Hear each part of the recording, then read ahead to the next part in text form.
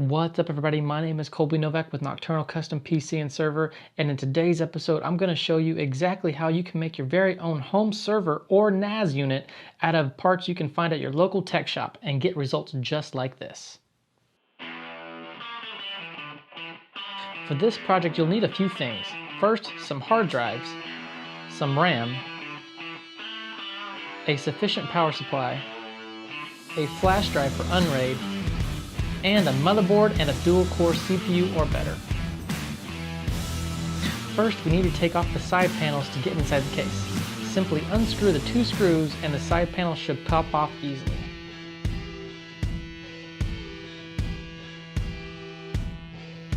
Next, we need to install the CPU into the motherboard. Make sure to take note of the arrow on the motherboard and CPU. They need to align together. The CPU should, without force, slide into the socket. Put down the retention arm and your CPU is now installed.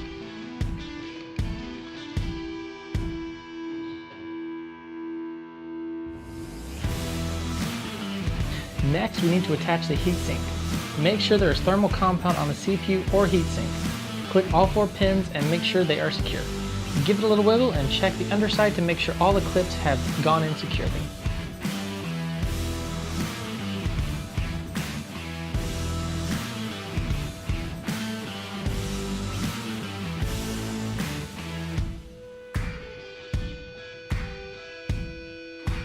We need to now install the RAM. Be sure to look at the notch on the board and the RAM itself to make sure they are lined up before properly installing. Gently press down and you should hear a click. For UnRaid, RAM is really not important. 4 GB should do you just fine. For smaller projects, we've got an 8 GB stick for future expansion. Install the power lead for the fan into the CPU header on the motherboard. Line up the notch on the motherboard with the connector. Now it's time to put in the back shield. This is purely for aesthetics, so if your machine doesn't have it, it's okay. This is just to protect dust from getting inside the case. We need to now install the standoffs into the case. Depending on your board, this will vary from board to board. Match them up with the holes on the motherboard and screw them into place with the included screws. This is a must step. It protects the board from touching the case and shorting out. And we all know that's a bad thing. We don't want you losing data here.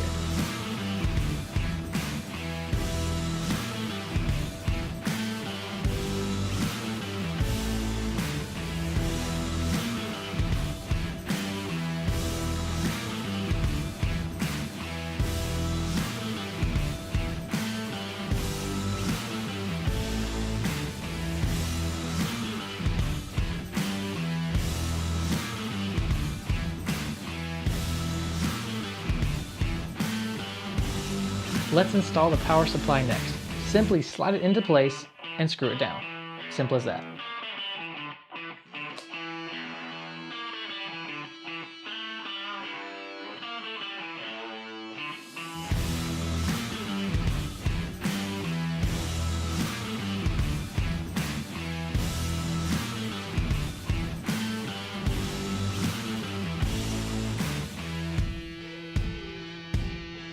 Next, we need to attach the power leads to the board from the power supply.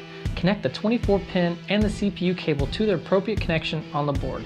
They will only go in one way, so don't force it. They should simply pop in and you should hear a click. We now need to install the front I/O. Plug in the pins to their spot on the board. This isn't necessary for a NAS.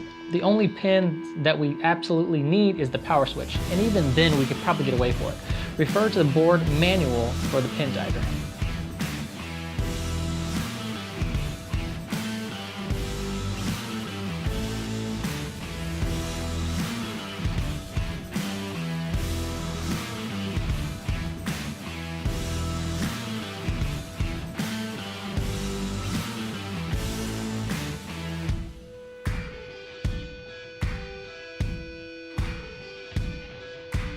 Now we can install our hard drives. Simply slide each drive and screw it into place. Repeat this for every single drive that you have. Some drives may have 3 screws, but mainly the newer models have only 2 on each side. Bolt them into place to secure them properly. A little bit of cable management keeps dust to a minimum and lets the air go through the case nice and easy. This keeps our hard drive and our CPU nice and cool.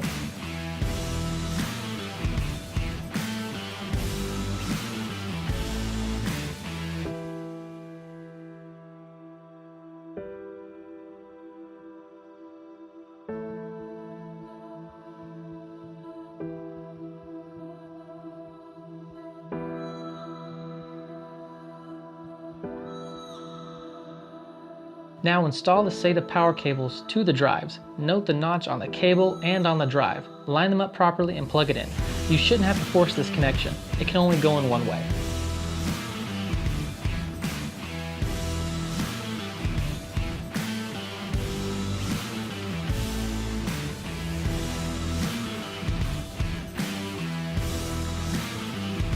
Now install the SATA cable.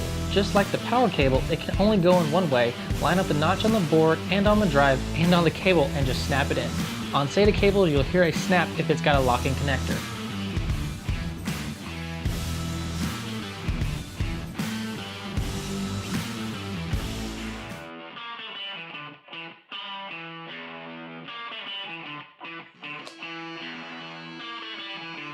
Do a little bit more cable management and you're golden, ready to install UnRaid.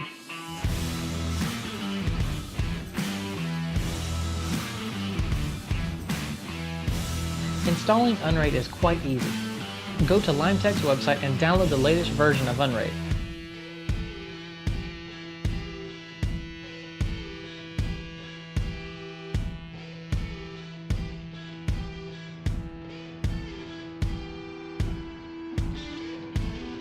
Next, format the flash drive to a FAT32 and rename it in all caps UnRaid.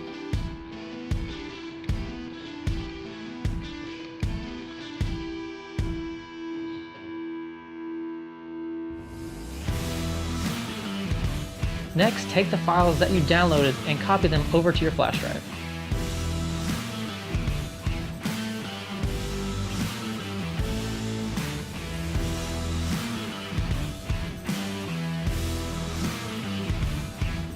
On the drive, click the Make This Bootable file and run as admin.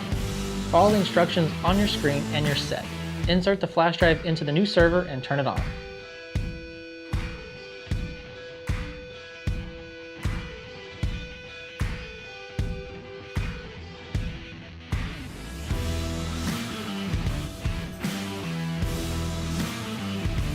Once powered up, UnRaid should automatically boot. Let it do its thing. Make sure the server has a wired internet connection and wait for it to give you an IP address at the very end. Now type that IP address into a browser on a computer that is on the same network as the server, either on a wired, Wi-Fi, or whatever kind of internet connection you may have. And once you do this, a GUI should appear on the screen. Follow the on-screen instructions to obtain the trial or purchase a key. Once the key is installed, go to main and select the drives you want to use. Make sure the biggest drive you have is used for the parity. If they're all the same size, select one of the drives to be used as a parity. If you choose a drive that is too small, your parity will not work and your data will not be secure. Once all your drives are selected, now start the array and let UnRaid rebuild the system.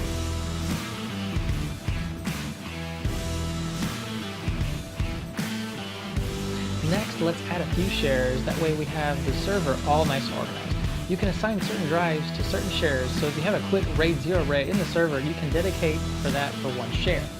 And if you have a backup RAID, like RAID 5 for instance, you can dedicate that RAID array to a certain share. That's a topic for another day and something that's way more complicated, so we'll cover that in a future video.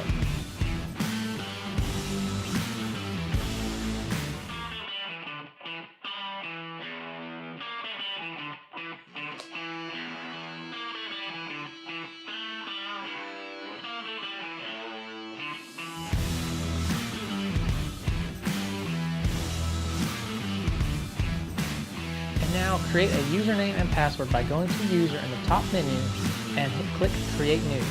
Fill in everything, set a password, and you're done. Your server should now show up as Tower on your own network. Again, my name is Colby Novak, and if you have any questions, please leave a comment down below and I'll try to answer all of your questions in a future video. And as always, thank you again for watching this video, and if you have any questions, like I said, leave a comment and don't forget to subscribe. See ya.